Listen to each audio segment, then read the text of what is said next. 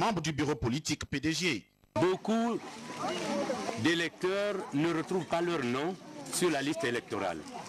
Donc, je me devais de venir leur demander de se faire inscrire massivement sur la liste électorale afin de participer à ce devoir civique qu'est le vote au mois de novembre, comme l'ont souhaité les plus hautes autorités de notre pays. Une exhortation bien comprise par ces hommes et femmes et surtout les jeunes qui l'ont réservé un accueil chaleureux, accompagné de ses collaborateurs et une forte notabilité. L'élu du PDG a sillonné durant 72 heures les 9 villages et regroupements de son fief politique afin de toucher du doigt les chantiers et autres projets socio-collectifs réalisés par lui au bénéfice de toute la population du Cru. Il s'agit du dispensaire d'Issala, du marché rural de Kanda, de l'école et logement de l'enseignant du Mandiwano, de logement de l'infirmier du village Imenundinga, de la chapelle du village Imenumbila et de la case des côtes pour la Cannes 2012 de Mayaki. Nous avons souvent connu quelques soubresauts dans le canton, nous avons souvent connu quelques remue-ménages, quelques dissensions, et c'était pour attirer l'attention de la population quant aux agissements de certains acteurs politiques de notre siège. Parce qu'il y en a qui sont promptes à venir s'aimer la division, promptes à venir s'aimer justement le trouble dans les villages et à monter les villages contre villages, famille contre famille. Et ça, je me suis fait le devoir de venir parler de toutes ces choses avant la tenue des prochaines élections législatives de 2011. Voyant les actes posés dans le canton Ouanon-Ivinzi. Donc, vraiment, nous sommes très contents de notre élu. Comme un bon chasseur qui va à la chasse, l'honorable Martin Moulengi Mabende n'est pas revenu les mains vides auprès des siens. Il a distribué les vivres aux populations pour bien célébrer la fête du 17 août, fête de l'indépendance. Demain, nous reviendrons sur la tournée du sénateur Lucie Milebou-Aubusson, l'élu de la commune de Fougamou, tout comme sur la tournée parlementaire du député Alexis Boutamba Bina, député de Mougouti. Ces quelques communiqués, il est porté à la connaissance des joueurs du tout-puissant Obaka que les entraînements reprennent ce vendredi 26 août à la RTG. La présence de tous est vivement souhaitée. Un communiqué est signé de coach de tout-puissant Obaka, Joseph Essongue. Et dans le cadre de l'organisation de la Coupe d'Afrique des Nations de football, le COCAN Gabon lance un appel à candidature pour la gestion des 8 hôtels en construction de l'an 2012 sur les sites de Libreville et Franceville. Les postes suivants sont à pourvoir: directeur, responsable des ressources humaines, responsable technique, agent comptable, chef de réception, chef de cuisine, maître d'hôtel, gouvernante, réceptionniste, night audit, économe, caissier, serveur, barman, cuisinier, pâtissier, boulanger, plongeur, technicien de maintenance, femme de chambre, lingers, jardinier, agent de sécurité. Les dossiers de candidature sous pli fermé sont adressés à Madame la Présidente de la commission hébergement et restauration du COCAN Gabon. Lieu et date limite de dépôt des dossiers à Libreville, au siège du COCAN Gabon à la zone industrielle d'Olumi, à Franceville, au gouvernorat. La date limite est fixée au 31 août 2011 à 18 h. Communiqué signé du haut-commissaire au COCAN, Jules Marius Ogoué Banja. Je vous l'annonçais au sommaire du journal. En page magazine, notre consoeur Amélie Blanche Mbougoïsima nous transporte du côté de Mévoul, cette petite ville de l'extrême nord du Gabon, chef-lieu de Médouneux, avec qui amorce son renouveau avec l'ouverture prochaine de la route Mimvoul, Minkebe et Makoko. C'est la fin de ce journal. Merci de l'avoir regardé. À demain 20 h. Mimvoul, 6 000 habitants Intramuros, chef-lieu du département du Haut-Tem, tous ceux qui ont visité récemment Mivoul conviennent d'une chose, la petite cité de l'extrême nord du Gabon est en train d'opérer une mue salutaire et de sortir d'une longue période de léthargie et d'immobilisme. Qui se souvient encore que dans les années qui ont suivi la Deuxième Guerre mondiale et jusqu'aux années 60, Mivoul, ville située à un jet de pierre de la frontière camerounaise et en passant par Bitam de la Guinée équatoriale, témoignait encore d'un dynamisme indéniable, notamment à cause de la culture du cacao.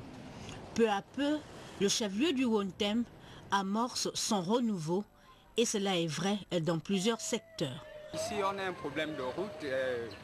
Voire dans la saison sèche, on part à l'école dans la poussière. Donc j'appelle le chef du gouvernement à voir un peu notre route. Notre route à Mivoul, vraiment, c'est en épave. Pendant la saison de pluie, nous sommes dans la boue. Mivoul, c'est une petite ville, comme toutes les petites villes du Gabon, a connu un retard dans le développement. Vous voyez comment je suis, plein de poussière et tout, j'ai pourtant un véhicule. Donc on n'a pas de route. L'adduction d'eau, on n'a pas de l'eau. L'eau vient peut-être entre 6h et 8h et toute la journée on n'a pas d'eau. Si nous avons une route qui va jusqu'à Minkebe, même pas totalement à Minkebe, même si ça arrête même à 50 km d'ici, on serait tranquille, on va bien vivre. Toute notre richesse de là-bas. Le poisson, la viande, la bonne forêt, pas ça. C'est là-bas qu'on vivait. Et ce qu'on veut, ce qu'on demande au président de nous faire. Il est très gentil, il pense en nous, il faut que cette route soit ouverte. Pas de promesses. Quand bientôt les votes, ça vient promettre.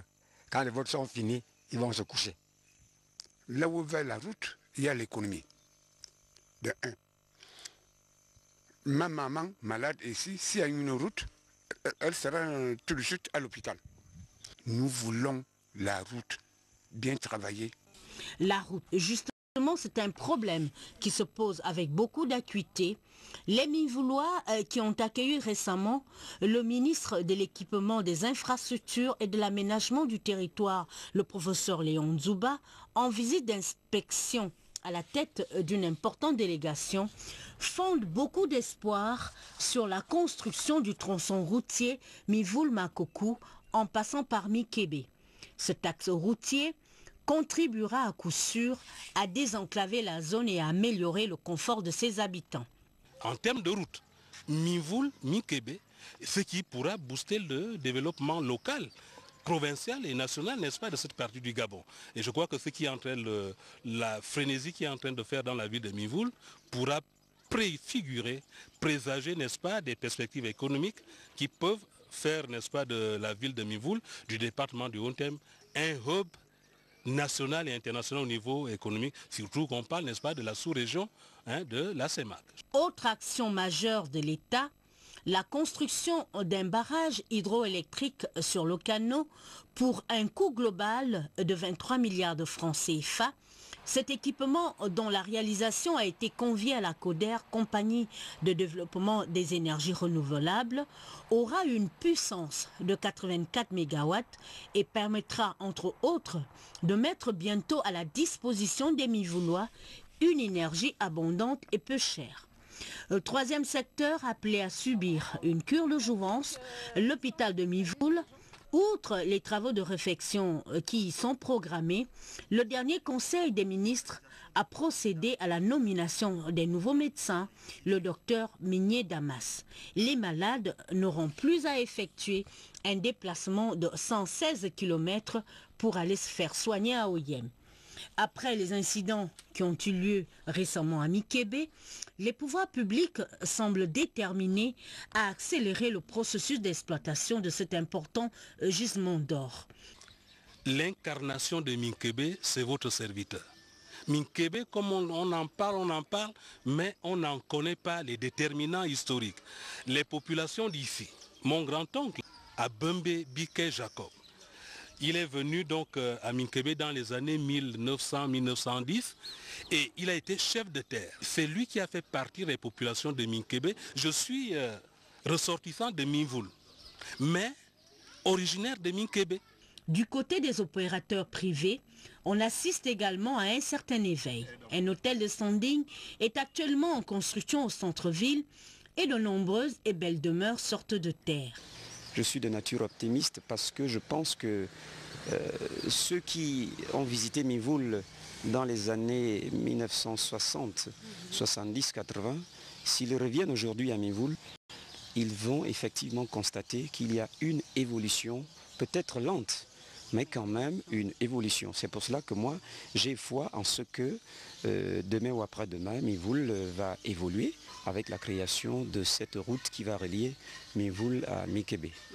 Avec la volonté du chef de l'État, avec la volonté des plus hautes autorités du gouvernement, également le concours des cadres de cette localité, Mivoul pourra devenir une ville où il fait beau vivre, j'allais dire une ville émergente. Mivoul semble décidé à tourner la page et d'aller d'un pas décidé à la conquête de son avenir.